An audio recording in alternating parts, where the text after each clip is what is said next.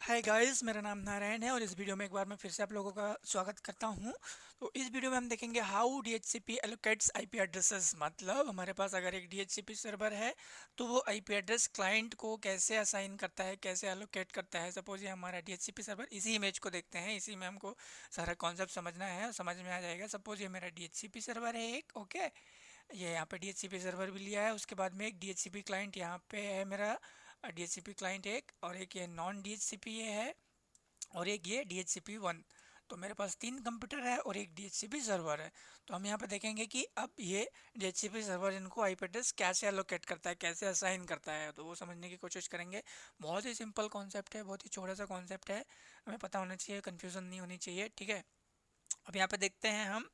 तो DHCP allocates IP address on a dynamic basis. तो ये एक डायनेमिक बेसिस पे आईपी एड्रेसेस को एलोकेट करता है, which is known as lease, जिसको हम लीज बोलते हैं, ठीक है।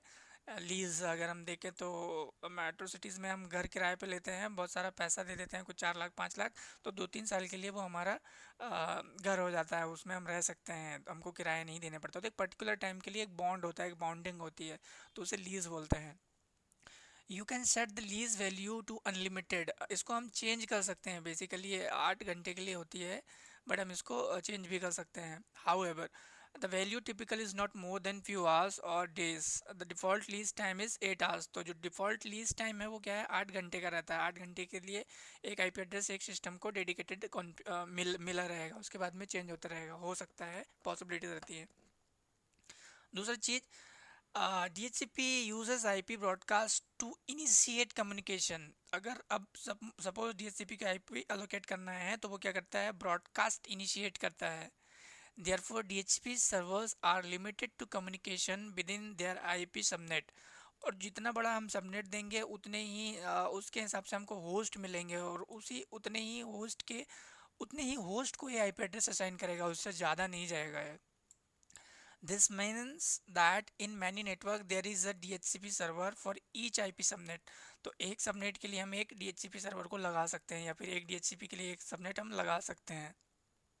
अब यहाँ पे if there are a large number of subnets, अभी हमारे पास लार्ज नंबर ऑफ सबनेट्स हो गए हैं, एक सबनेट से ज़्यादा, तो it may be very expensive to deploy servers for every subnet. तो अभी क्या होगा, हर एक सबनेट के लिए हमको एक एक सर्वर डालना पड़ेगा, तो ये काफ़ी एक्सपेंसिव हो जाएगा। अ सिंगल DHCP सर्वर में service collection of smaller subnet. तो ये क्या है, जो DHCP है हमारा, ये सर्विस भी एक और सर्विस प्रोवाइड करता है, जिसमें हम एक से ज़्यादा सबनेट को कलेक्ट करके और कॉन्फ़िगर कर सकते हैं उसको। नेक्स्ट वीडियो में बताऊंगा मैं, नेक्स्ट वीडियो में मैंने ऑलरेडी शायद अपलोड किया है।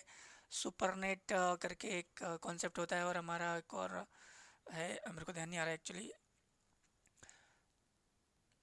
सुपर ग्रुप करके होता है एक, सुपर स्कोप और सुपर ग्रुप करके। तो या फिर मैं एक और सेपरेट नेक्स्ट वीडियो में बता दूंगा कैसे होता है। कॉन्फ़िगरेशन ही बताया हुआ है मैंने मेरे आप अगर चैनल को देखेंगे, उसमें वीडियो ढूंढेंगे तो मिल जाएगा। For the DHCP server to respond to DHCP request, client request, अगर अब यहाँ पे कोई क्लाइंट की रिक्वेस्ट आ रही है तो it must be able to receive DHCP request. तो जो हमारा है सर्वर DHCP रिक्वेस्ट को रिसीव करना चाहिए। You can enable this by configuring a DHCP agent. तो इसमें क्या है, हम DHCP, यहाँ पे क्या था, for example DHCP server to respond to DHCP client request it must be able to receive DHCP request. You can enable this by configuring a DHCP agent. तो DHCP एजेंट हम कॉन्फ़िगर कर सकते हैं DHCP server में, जो कि हमारे client से ऑलवेज कम्युनिकेशन करता रहे। अब यहाँ पे देखिए बेसिकली होता क्या है यहाँ पे, तो DHCP server, DHCP relay agent to allow DHCP broadcast packet to be relayed into another IP subnet across a router, ठीक है। You then configure the agent in the subnet that required IP address।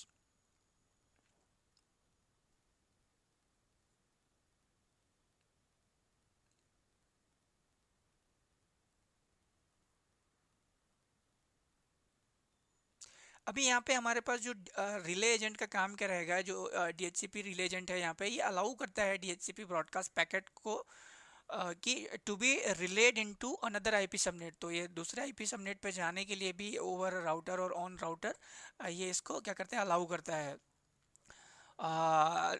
You then configure the agent in the subnet that required IP address. तो फिर इसको बाद में हम जो required IP address है उस कंडीशन में इसको कॉन्फ़िगर कर सकते हैं इस एजेंट को। You also configure the agent with the IP addresses of the DHCP server. तो यहाँ पे हमको दूसरा क्या रहेगा, DHCP सर्वर का IP एड्रेस के साथ उसको कॉन्फ़िगर करना पड़ेगा। This allow the agent to capture the client broadcast and forward them to DHCP server in another subnet. अभी सपोज हमारे पास दो सबनेट की बात कर रहे हैं, उस कंडीशन में हमको ये एजेंट कॉन्फ़िगर करना पड़ेगा। तो अभी यहाँ पे क्या करेगा, और इसका काम क्या हो जाएगा, this allow the agent to capture the client broadcast and forward them to DHCP server in another subnet. तो यहाँ पे अगर दो सबनेट है तो ये वाली कंडीशन अप्लाई होगी।